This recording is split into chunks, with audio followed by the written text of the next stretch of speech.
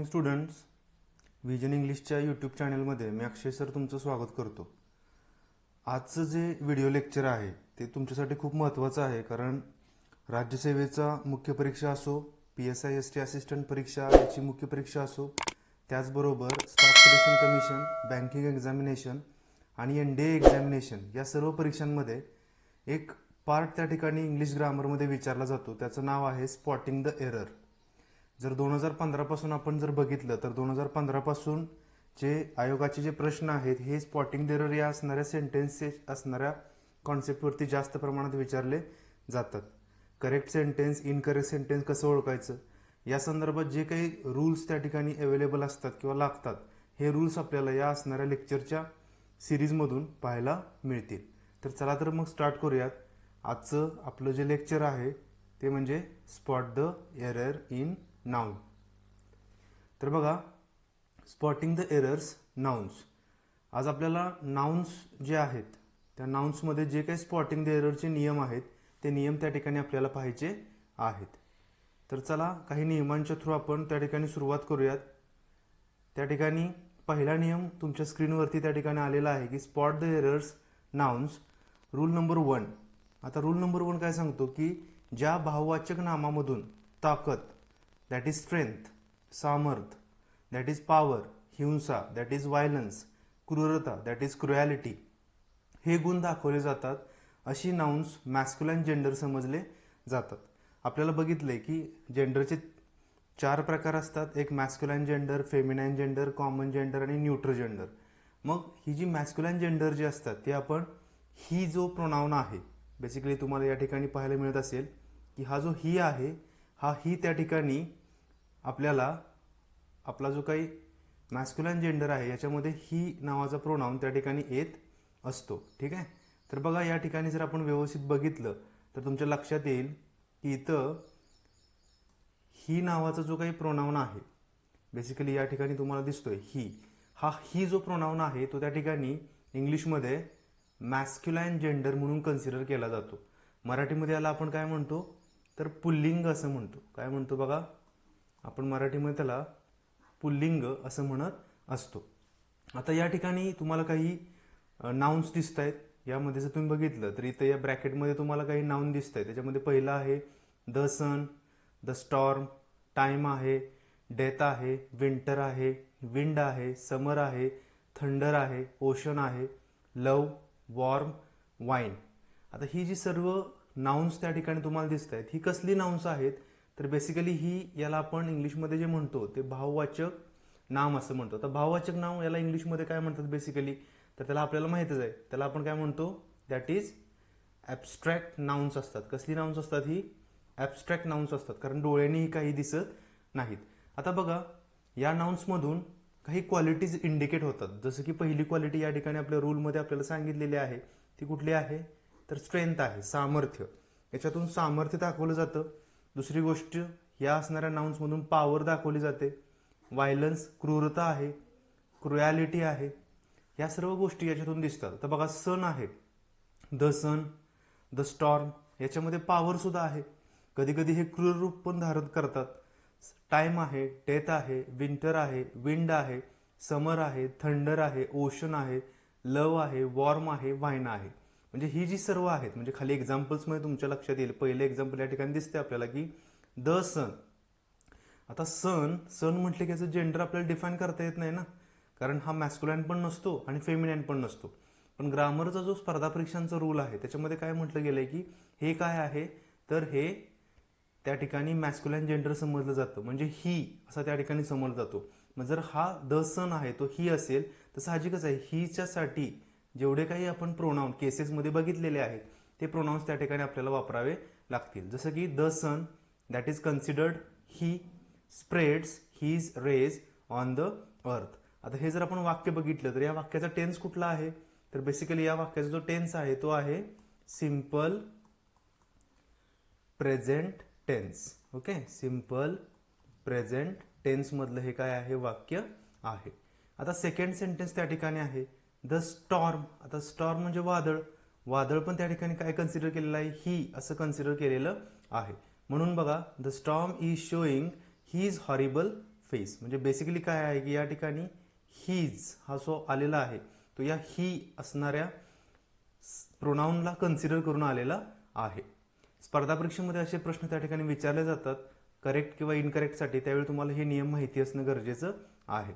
हा जो सेकंड आहे, सेकंडचा टेन्स कुठला आहे तर आपण बघितलं तर सेकंड जो सेंटेन्स आहे त्याचा जो टेन्स आहे तो कंटिन्युअस प्रेझेंट टेन्स कन्सिडर केला जातो. कारण कंटिन्युअस प्रेझेंट टेन्सचा फॉर्म्युला जो असतो तो काय असतो तर तो फॉर्म्युला असतो subject plus am is are plus V I N G plus object. आता थर्ड त्या ठिकाणी सेंटेन्स आहे Samar has shown his real picture. आता हे जर व्यवस्थित वाक्य बघितलं आपण की Samar has shown his real picture, तर याच्यामध्ये जो समर दिसतोय आपल्याला, समर हा ऋतू आहे, इथं हॅज आलेला आहे, त्यानंतर शोन आहे, हीज पण या ठिकाणी दिसतोय आणि पुढं आहे. म्हणजे या ठिकाणी याचा जो टेन्स आहे तो कुठला आहे तर तो आहे प्रेझेंट परफेक्ट टेन्स आहे. कारण subject plus have has plus V3 plus O हे कन्स्ट्रक्शन या ठिकाणी पाहायला मिळतं. So I hope students you understand our first rule number 1 related with spotting the error noun concept. आपण दुसऱ्या असणाऱ्या रूलकडे जाऊ. आपला दुसरा रूल काय सांगतोय बघा की ज्या भाववाचक नावामधून, ज्या ॲब्स्ट्रॅक्ट नाउनमधून कुठल्या कुठल्या क्वालिटीज इंडिकेट होतात. सुंदरपणा, त्यालाच आपण ब्युटी असं म्हणतोय.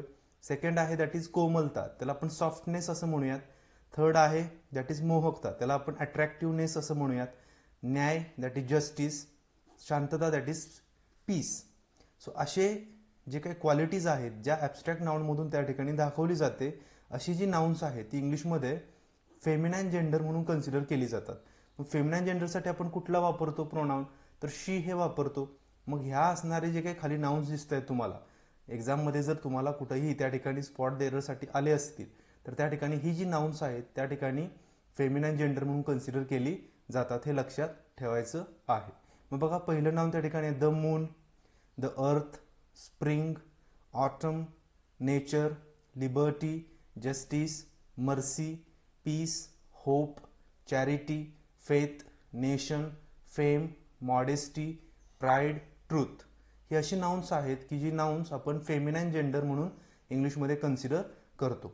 मग आता ह्यांची एक्झाम्पल्स खाली त्या ठिकाणी दिलेली आहेत बघा. द मून आहे का, पहिलं एक्झाम्पल आहे द मून, हे शी म्हणून कन्सिडर केलेलं आहे. So the moon had hidden her face behind the cloud. याच्यामध्ये बोल्ड लेटरमध्ये काही गोष्टी तुम्हाला दिसत आहेत. इथं आहे हर आहे, इथं आहे द मून आहे. So the moon feminine consider केल्यामुळे इथं हर आलेला आहे. एक्झाममध्ये क्वेश्चन कसा विचारला जातो, सपोज जर आपण घेतला तर बघा ए असा विचारला जाईल की the moon had hidden her face behind the cloud, आणि बी असा विचारला जाईल की the moon had hidden its face. ठीक आहे, इथं इट्स दिला जाईल, its face behind the cloud, आणि तुम्हाला विचारलं जाईल की choose the correct sentence or incorrect sentence.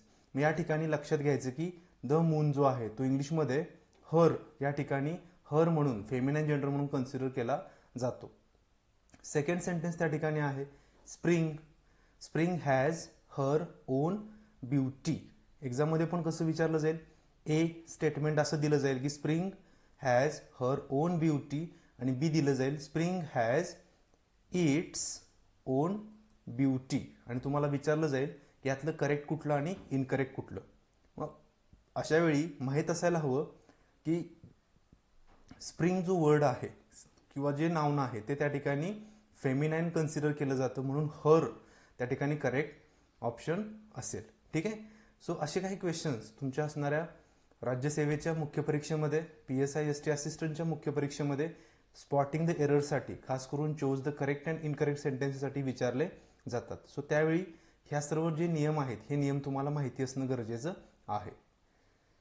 पुढं रूल नंबर 3 तुम्हाला त्या ठिकाणी स्क्रीनवर तुमच्या दिसतो आहे. काय आहे रूल नंबर 3 तर काही कलेक्टिव्ह नाउन्स या ठिकाणी दिलेले आहेत. पहिलं कलेक्टिव्ह नाउन त्या ठिकाणी काय आहे दॅट इज कमिटी, दुसरं काय आहे ज्युरी, तिसरं फॅमिली, चौथा टीम, पाचवा असेंब्ली. आता ही अशी कलेक्टिव्ह नाउन्स आहेत की जी बेसिकली इंग्लिशमध्ये असतात. आपण कलेक्टिव्ह नाउनवरती पण एक व्हिडिओ केलेली होती, सो ती तुम्हाला माहिती पाहिजे. सो ही कलेक्टिव्ह नाउन्स आहेत. या नावामध्ये जर काय असेल एकवाक्यता असेल, म्हणजे हे युनायटेड असतील, एकवाक्यता यांच्यामध्ये असेल, तर अशा वेळी वर्ब्स हा वाक्यामध्ये सिंग्युलर वापरला जातो. मात्र नाउन्समध्ये एकवाक्यता नसेल, युनिफाईड किंवा युनिटी नसेल, अशा वेळी वर्ब जो आहे तो दे नुसार वापरावा. म्हणजे बेसिक गोष्ट आहे. जर याच्या नोट्स फॉर्मॅटमध्ये आपण लिहिलं तर काय बघा की एकवाक्यता असेल, एकवाक्यता असेल तर जे काही प्रोनाउन्स आहेत ते प्रोनाउन्स कशा पद्धतीने वापरायचे, इट नुसार वापरायचे. आणि दुसरं काय, एकवाक्यता नसेल तर जे प्रोनाउन आहेत ते कशा पद्धतीने वापरायचे, दे नुसार वापरायचे. असा हा बेसिक रूल आहे. मग बघा या ठिकाणी पहिला सेंटेन्स आहे, the jury gave its decision. Okay, the jury gave its decision. Its decision याचा अर्थ हा जो ज्युरी आहे, ज्युरी म्हणजे काय, अनेक जजेस एकत्र येऊन ज्यांचं जे कमिटी किंवा मंडळ बनतं त्याला आपण ज्युरी असं म्हणतो. So the jury gave its decision. It's याचा अर्थ हे जे पहिलं आहे याच्यामध्ये काय आहे, ज्युरीमध्ये त्यांच्या निर्णयामध्ये काय आहे तर एकवाक्यता आहे, कारण इथं काय वापरलंय, इट्स वापरलेला आहे. सेकंड आहे, the family has given it's decision. The family has given it's decision. It's म्हणजे याचा अर्थ काय तर त्या संपूर्ण फॅमिलीच्या डिसिजनमध्ये काय आहे तर एकवाक्यता आहे. थर्ड त्या ठिकाणी आहे, the team are fighting among themselves. या ठिकाणी आपल्याला लगेच समजून येते, the team are fighting among themselves. Themselves म्हणजे देचं ते काय आहे, रूप आहे, बरोबर आहे. देचा रिफ्लेक्सिव्ह किंवा इम्पॅटिक प्रोनाउन जो असतो तो देमसेल्व्स असतो. याचा अर्थ द टीम ही जी आहे याच्यामध्ये एकवाक्यता नाही. आणि हे सांगण्यासाठी आपल्याला हा नियम पण त्या ठिकाणी महत्त्वाचा आहे. पुढचा आहे रूल नंबर 4. आता रूल नंबर 4 काय सांगतोय की खालील शब्दांचा उपयोग, खाली काही वर्ड्स दिसत आहेत तुमच्या, तर तो काय सांगतो की खालील शब्दांचा उपयोग सिंग्युलर अँड प्लुरल अशा दोन्ही अर्थानं केला जातो. म्हणजे हे जे शब्द दिसत आहेत कुठले कुठले शब्द आहेत तर बघा, 1000, 100, score, gross, dozen, million, billion, trillion, हे असे काही वर्ड्स आहेत. आणि ह्या वर्ड्समध्ये त्यांनी काय सांगितलं की हे सगळे वर्ड्स त्या ठिकाणी सिंग्युलर आणि प्लुरल या दोन्ही अर्थाने सुद्धा सेंटेन्समध्ये येऊ शकतात. मग ही नाउन्स एखाद्या वाक्यात ॲडजेक्टिव्ह म्हणून वापरल्यास तो शब्द सिंग्युलर असतो. हे जर ॲडजेक्टिव्ह म्हणून आपण वापरलं तर तो शब्द सिंग्युलर असतो आणि पुढे येणारं नाउन हे प्लुरल असतं. म्हणजे बेसिक रूल्स आहेत या ठिकाणी तुम्हाला लक्षात येईल. फर्स्ट काय आहे, number plus numerical word that is singular आणि प्लुरल नाउन त्या ठिकाणी वापरायचं असतं. हा जो संपूर्ण नियम तुम्हाला या ठिकाणी एका या पॅटर्नमध्ये लक्षात येऊ शकतो की नंबर, आता बघा नंबर या ठिकाणी काय आहे, 5 हा नंबर आहे. न्यूमरिकल वर्ड की जो सिंग्युलर असणार आहे, कुठला न्यूमरिकल वर्ड आहे दॅट इज डझन आहे. इथं काय आहे, मँगोज आहे. मँगोज काय आहे, प्लुरल नाउन आहे. एखाद्या सेंटेन्समध्ये काय करतील, 5 डझन देतील तुम्हाला आणि पुढं काय देतील, मँगो असं देतील. याचा अर्थ हे बरोबर आहे का, हे बरोबर आहे, तर सेकंडवाला बरोबर आहे. 5 डझन मँगोज बरोबर, 5 डझन मँगो चुकीचं असतं. तसंच बघा, 2 हा नंबर आहे, 1000 न्यूमरिकल वर्ड आहे आणि रुपीज आहे या ठिकाणी. म्हणजेच ही रुपीज काय आहे हो, दॅट इज प्लुरल आहे. हे कन्स्ट्रक्शन इंग्लिशमध्ये करेक्ट कन्सिडर केलं जातं. नेक्स्ट बघा, 6 नंबर आहे, ग्रॉस न्यूमरिकल वर्ड आहे आणि व्हाईट पेपर्स आहे. एक्झाममध्ये कधी कधी काय करतील की 2 एक्सप्रेशन देतील तुम्हाला. एक म्हणजे 6 ग्रॉस व्हाईट पेपर्स, दुसरी देतील 6 ग्रास. बघा, 6 ग्रॉस व्हाईट पेपर असं देतील. ठीक आहे, असे 2 एक्सप्रेशन देतील आणि सांगतील की which is the correct expression.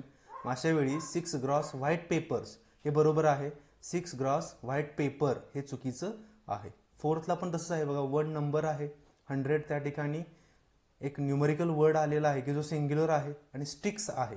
इथं जर असं दिलं काय, स्टिक, तर ते चुकीचं आहे, हे चुकीचं आहे आणि हे जे स्टिक्स आहे ते बरोबर आहे. सो अशी कॉन्सेप्ट ज्या आहेत या कॉन्सेप्टवर आधारितच 2015 पासूनचे प्रश्न विचारले जात आहेत.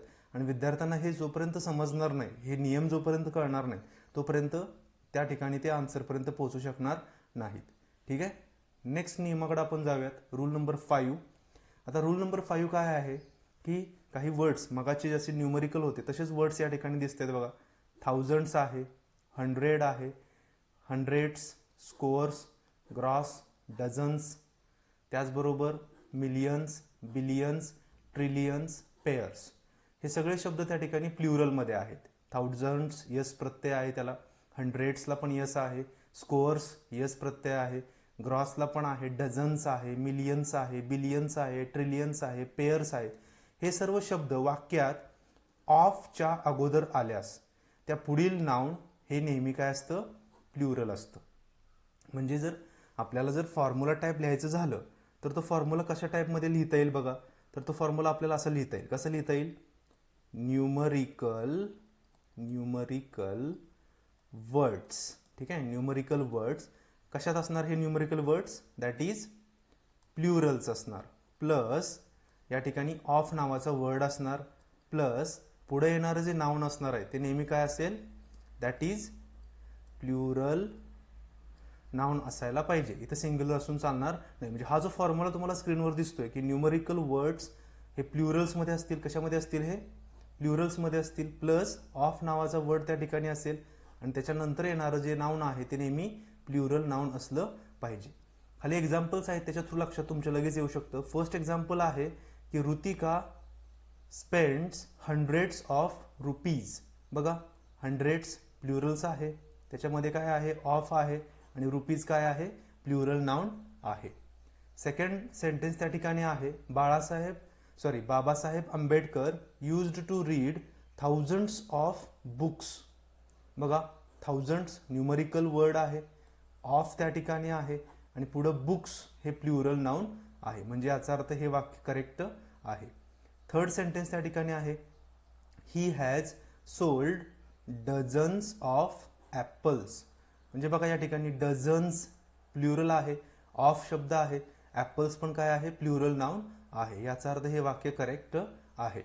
पुढं फोर्थ नंबर आहे, they have purchased pairs of shoes. Pairs plural आहे, ऑफ मध्ये आहे, शूज पण त्या ठिकाणी प्ल्युरल नाउन आहे. सो बेसिकली अशा टाईपचे असणारे एक्झाम्पल्स आपल्याला PSI ST असिस्टंटच्या मेन्स एक्झामिनेशनमध्ये, त्याचबरोबर राज्यसेवेच्या मुख्य परीक्षेमध्ये विचारले जातात. त्यामुळं अजिबात घाबरायचं नाही. हे नियम त्या ठिकाणी लक्षात तुमच्या असले आणि हे नियम, त्या नियमाचे असणारे मॅक्सिमम सेंटेन्सेस जोपर्यंत तुम्ही प्रॅक्टिस करणार नाही तोपर्यंत या कॉन्सेप्ट तुमच्या क्लिअर होणार नाहीत. सो कॉन्सेप्च्युअल क्लिअरन्स खूप इम्पॉर्टंट आहे. स्पर्धा परीक्षेचं इंग्लिश जे आहे ते खूप सोपं असतं, फक्त थोडंसं जरा कॉन्सेप्ट जे आहेत किंवा डाऊट्स जे आहेत ते त्या ठिकाणी क्लिअर होणं गरजेचं आहे. चला पुढच्या नियमाकडे जाऊ. पुढचा नियम आहे रूल नंबर 6. काय आहे तर बघा, नंबर त्या ठिकाणी दिलेला आहे, एक नंबर असेल, त्यानंतर न्यूमरिकल वर्ड असेल, परंतु हा न्यूमरिकल वर्ड कसा असेल, सिंग्युलरमध्ये असेल. हे सिंग्युलर जे आहे ते त्या ठिकाणी इम्पॉर्टंट आहे. आणि पुढे काय असेल, सिंग्युलर नाउन असेल. बघा एक्झाम्पल्स आहेत. पहिले एक्झाम्पल आहे, शी हॅज अ 5 रुपी नोट. 5 काय आहे, नंबर आहे, रुपी सिंग्युलर आहे, नोट इथं या ठिकाणी सिंग्युलर नाउन आहे. Second, Kedar had a 3 number आहे, डझन त्या ठिकाणी न्यूमरिकल वर्ड आहे की जो सिंग्युलर आहे, आणि मँगो त्या ठिकाणी सिंग्युलर नाउन आहे. थर्ड नंबर आहे, John had purchased a 2 gross paper. So या ठिकाणी 2 नंबर आहे, ग्रॉस त्या ठिकाणी न्यूमरिकल वर्ड आहे, पेपर त्या ठिकाणी काय आहे, सिंग्युलर नाउन आहे. म्हणजे ह्या कॉन्सेप्च्युअल क्लिअरन्स जोपर्यंत तुमचं होत नाही तोपर्यंत त्या ठिकाणी नियम आपल्याला व्यवस्थित लक्षात राहत नाही. I hope students you understood this particular rules very well. Next बघा, रूल नंबर 7 कडे जाऊयात आपण. रूल नंबर 7 काय सांगतोय, खालील नामांचे एकवचन, म्हणजे खाली जे नाउन्स दिसत आहेत त्याचे एकवचन आणि अनेकवचन रूप बदलत नाही. हा नाही शब्द इम्पॉर्टंट आहे. एकवचन अनेकवचन रूप बदलत नाही, म्हणजे याला यस लागत नाही, काही लागत नाही. मग बघा कुठले कुठले आहेत, शीप आहे, फिश आहे, डियर आहे, कॅनॉन आहे, ऑफस्प्रिंग आहे, ऑफस्प्रिंग म्हणजे अपत्य, ब्रास आहे, क्रीम आहे, फ्रूट आहे, मूज, माईस, मूज, क्राफ्ट आहे, स्वाइन आहे, कार्प आहे, ग्राउस आहे, ट्राउट आहे, साल्मन आहे, साल्मन फिश आहे. एक्झाम्पलमध्ये काय दिसतंय बघा, I saw a fish in the pond असं पहिलं एक्झाम्पल आहे. इथं फिश आहे आणि त्याच्या पुढे आर्टिकल आहे. आपल्या सर्वांना माहित असायला हवं की आर्टिकल हे नेहमी कशाच्या पूर्वी येतं, सिंग्युलर नाउनच्या पूर्वी येतं. म्हणजे इथं जो वापरलेला जो फिश आहे तो त्या ठिकाणी कसला असणार आहे, दॅट इज सिंग्युलर आहे. रूप बदलते का बघा, अजिबात बदलत नाही. इथं पण फिश आहे आणि खाली सेकंड सेंटेन्स दिसते बघा. सेकंड सेंटेन्स काय आहे की fish are living in water. इथं फिश आहे, हे प्लुरल आहे, हे लगेच कशावरून लक्षात येते, ह्या आर वरून लक्षात येते, कारण फिश नंतर या ठिकाणी प्लुरल हेल्पिंग वर्ब आहे. म्हणून त्या ठिकाणी हा जो फिश आहे तो त्या ठिकाणी कसला आहे, तर प्लुरल नाउन आहे. थर्ड त्या ठिकाणी सेंटेन्स आहे ही किल्ड अ शिप. इथं या ठिकाणी शिप आहे, पण शिपच्या पूर्वी काय आहे, एक आर्टिकल आहे अ, आणि अ आर्टिकल कधी येतं, तर त्या ठिकाणी सिंग्युलर नाउनच्या आधी येतं. म्हणून त्या ठिकाणी हा जो शिप दिसतोय तुम्हाला तो सिंग्युलर आहे, त्याच्या रूपामध्ये बदलत होत नाही बघा, त्याचं रूप कधीच बदलत नाही, मात्र त्याचं मिनिंगनुसार त्या ठिकाणी चेंज केलेले आहेत. सो सेकंड लास्ट सेंटेन्समध्ये काय, sheep are grazing in the jungle. So इथं बघा शिप नंतर काय आहे, आर आहे, की जो या ठिकाणी इंडिकेट करतोय की हा दिलेला जो शिप आहे तो प्लुरल नाउन आहे. म्हणजेच या नाउन्सना यस पण लागत नाही आणि इयस सुद्धा लागत नाही. विदाउट यस इयस या ठिकाणी त्याचे काय होतात, एकवचन आणि एकवचन रूप त्या ठिकाणी बदलतात. त्याला यस इयस असं काही प्रत्यय लागत नाहीत. रूल नंबर 8 काय सांगतो, त्याचे आणखीन एक्झाम्पल्स बघा दिलेले आहेत. काय एक्झाम्पल आहे, पहिलं apple, orange, sweet lemon are fruits. ठीक आहे. आता हे फ्रूट्स तुम्ही म्हणाल की मग अनेक वचन बदलत नाही, मग इथं यस का लागला. या फ्रूट्सचा अर्थ काय होतो, या ठिकाणी ॲपल वेगळा डिफरंट फ्रूट आहे, ऑरेंज सुद्धा डिफरंट फ्रूट आहे, स्वीट लेमन या ठिकाणी तो पण एक डिफरंट फ्रूट आहे. ज्यावेळी असे वेगवेगळे फ्रूट्स, वेगवेगळ्या जातीचे फ्रूट्स ज्यावेळी एकत्र येतात त्यावेळी त्याला आपण काय म्हणतो, फ्रूट्स असं म्हणतो. त्याचबरोबर बघा सेकंडमध्ये ही ब्रॉट फिशेस. आता फिश म्हणजे काय, एका कॅटेगरीचे. बघा फिश म्हणजे काय, तर त्याच्यामध्ये समजा आपण साल्मन धरला तर त्या ठिकाणी 10 साल्मन मासे, म्हणजे एकच जातीचे 10 मासे जर असतील तर त्याला आपण काय म्हणतो, फिश म्हणतो. पण या ठिकाणी काय फिशेस आहे, म्हणजे या फिशेसमध्ये कॉन्सेप्टमध्ये काय आहे बघा, बांगडा आहे म्हणजे एक वेगळी जात आहे माशांची, पापलेट हा पण एक वेगळी जात आहे, सुरमई हा सुद्धा त्या ठिकाणी वेगळी जात आहे. अशा अनेक प्रकारच्या जाती ज्यावेळी येतात त्यावेळी त्याला आपण फिशेस असं म्हणतो.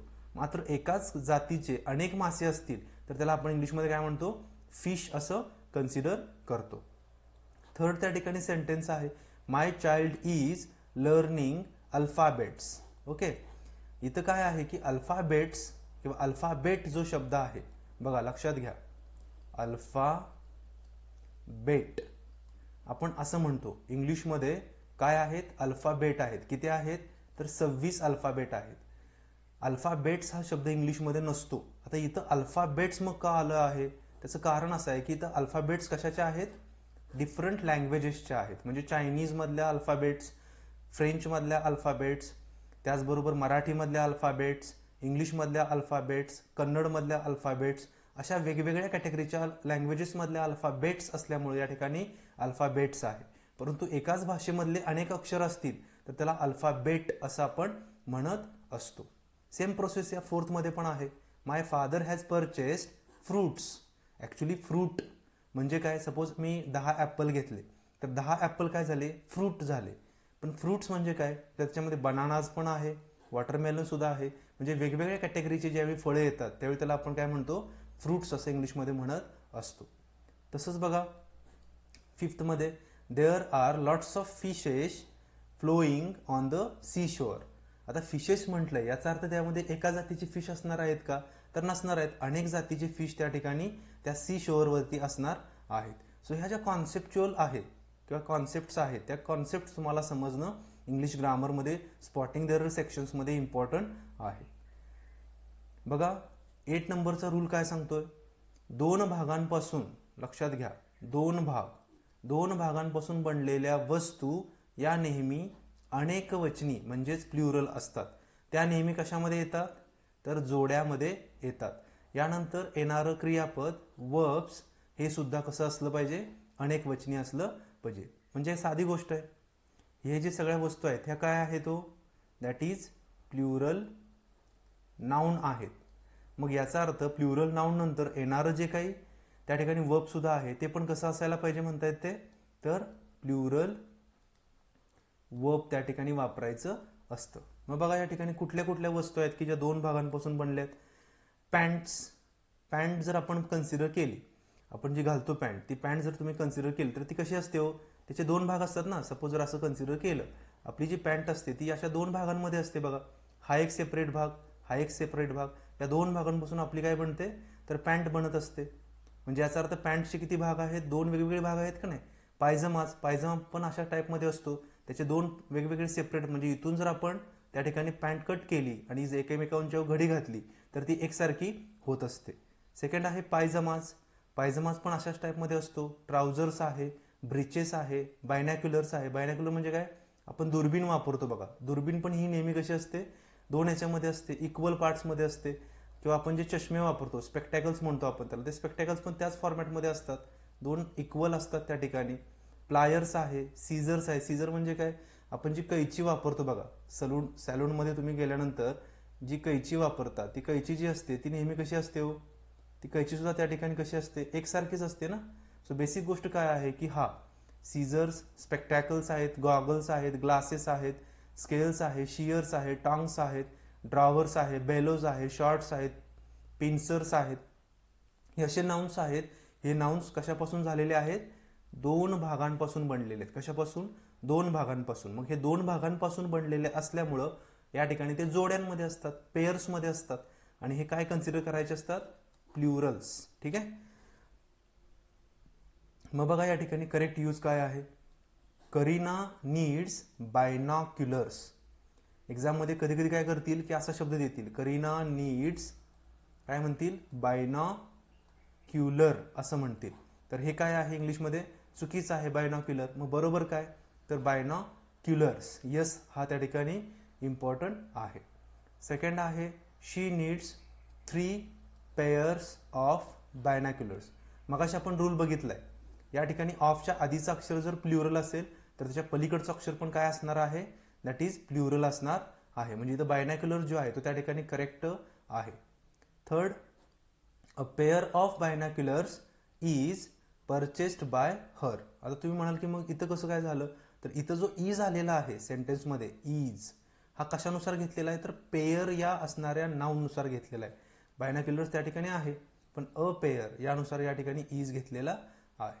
सो हा जो नियम आहे, या पद्धतीनं आपल्याला असे स्पॉटिंग द एररचे वेगवेगळे नियम असतात. हे वेगवेगळे नियम आपल्याला त्या पार्ट्स ऑफ स्पीचमधले पाहणं गरजेचं आहे, कारण याच्यावरती क्वेश्चन्स आयोगानं सध्या खूप भर दिलेले असल्यामुळं हे प्रश्न आपल्याला माहिती असणं गरजेचं आहे.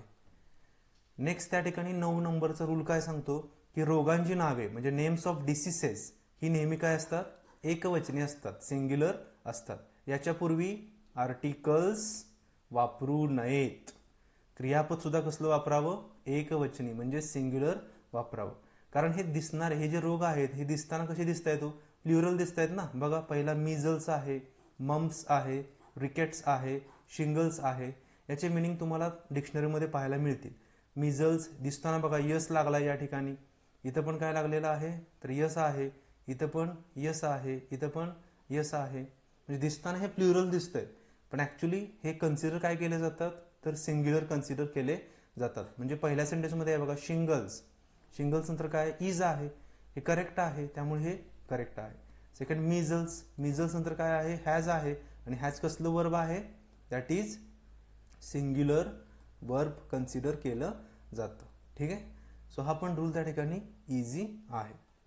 पुढं 10 नंबरचा रूल काय सांगतो, ICS ज्या नाउनची शेवट कशानं होतो, ICS ने शेवट होणारे नाउन, नाउनच्या पूर्वी द पजेसिव्ह ऍडजेक्टिव्ह असतील. आता पजेसिव्ह ऍडजेक्टिव्ह म्हणजे कसले, माय, आयचा पजेसिव्ह काय आहे ऍडजेक्टिव्ह, माय आहे, हिचा हिज आहे, शीचा हर आहे, यूचा युअर आहे, वीचा आवर आहे, देचा देअर आहे.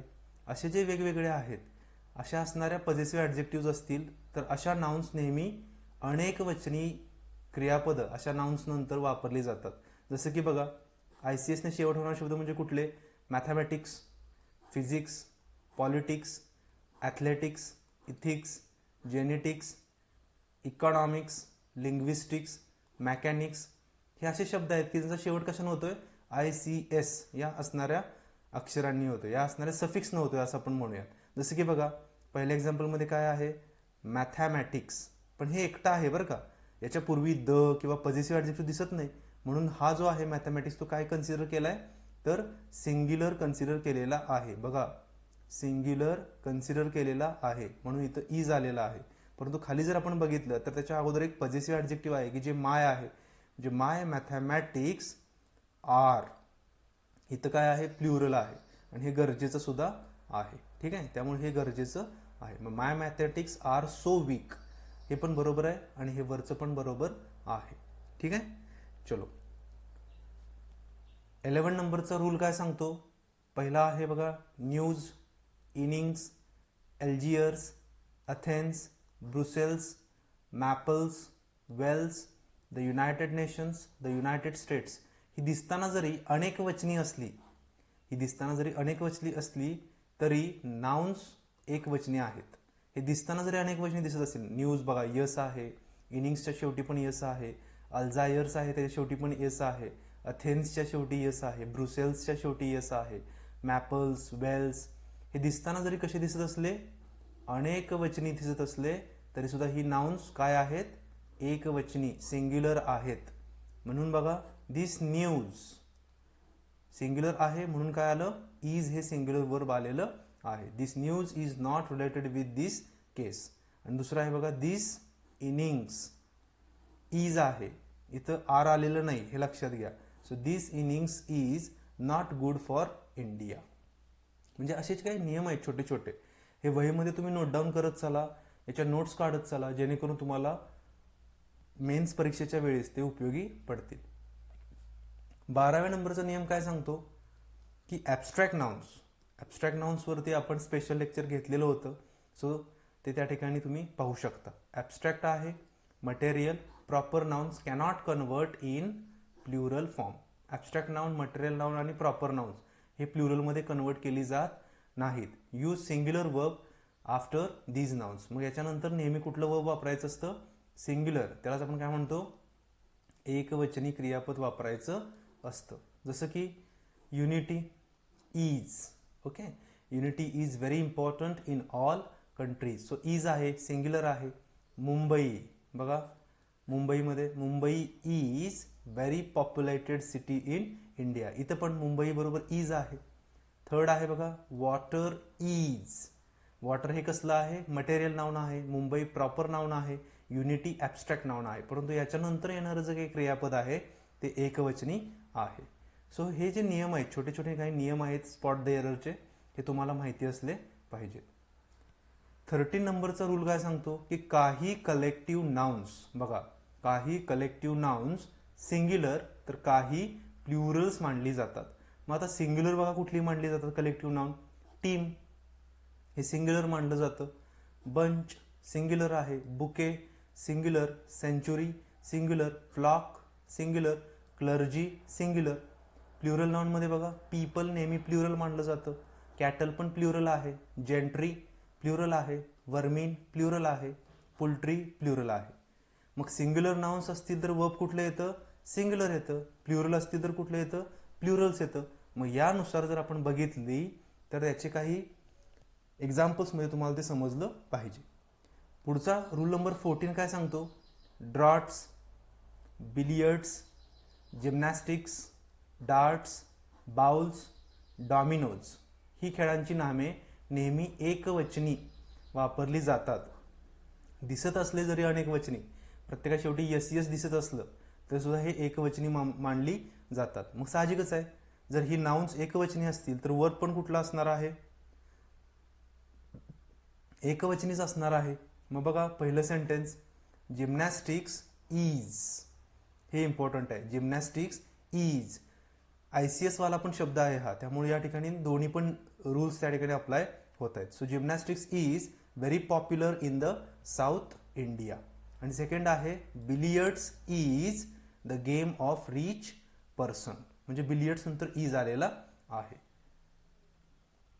नेक्स्ट 15 नंबरचा रूल काय सांगतो, furniture, machinery, equipment, drapery, imagery, poetry, scenery, stationery, traffic, luggage, crockery, electricity, work, dust, rubbish, wood, iron, grass, advice, butter, dirt, food, health, garbage, heritage, postage, percentage, jewellery, music, maintenance, parking, smoking ही nouns नेहमी एकवचनी म्हणजे singular असतात. त्यामुळे यानंतर नेहमी एकवचनी क्रियापद वापरावे. Don't use articles before these nouns. हे जे संपूर्ण नाउन्स तुम्हाला त्या ठिकाणी दिसत आहेत, हे दिसताना जरी तुम्हाला कसे दिसत असले, सिंग्युलर दिसत असले, तरी सुद्धा या नाउनच्या आधी आर्टिकल वापरलं जात नाही. ही पण गोष्ट तितकीच महत्वाची आहे. हे एकवचनी सिंग्युलर नाउन्स मानली जातात. साहजिकच आहे, नाउन जर सिंग्युलर्स असतील तर वर्ब सुद्धा पण कुठला येणार आहे? सिंग्युलर्स येणार आहे. So I hope students you all understood the spotting the error rules related with noun concept. याच्याबद्दलची असणारी जर तुम्हाला एक्स्ट्रा इन्फॉर्मेशन हवी असेल तर त्या ठिकाणी आपला एक टेलिग्रामचा ग्रुप आहे. तो टेलिग्रामचा ग्रुप त्या ठिकाणी तुम्ही